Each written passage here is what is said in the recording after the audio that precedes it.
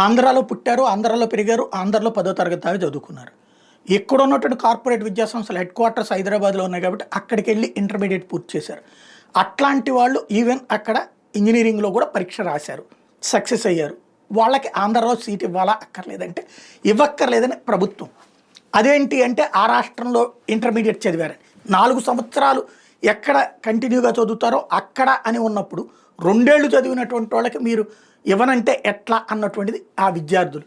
ఇంకోటి తల్లిదండ్రులు ఇక్కడే ఉన్నారు, వాళ్ళ ఆధార్ కార్డుల దగ్గర నుంచి అన్నీ ఇక్కడే ఉన్నాయి. కేవలం చదువు కోసం అక్కడికి వెళ్తే ఎట్లా అన్నటువంటిది వాళ్ళు. ప్రభుత్వం ఏమో అట్లా కాదనేసింది. ఇప్పుడు సుప్రీంకోర్టు సీరియస్ అయింది. ఏంటిది 2 సంవత్సరాలు వేరే చోట చదివితే ఎట్లయితే కనుక ఇప్పుడు కోట అని అట్లాంటి చోట్ల చదివే వాళ్ళ జీవితాలు ఏంటి అని నిలదీసింది. దీని మీద విచారణ వాయిదా వేసింది. ఇక్కడ రాష్ట్ర ప్రభుత్వం మాత్రం ఈ కారణంగా ఇంజనీరింగ్ 2వ విడతకు సంబంధించినటువంటి సీట్ల కేటాయింపును వాయిదా వేసింది.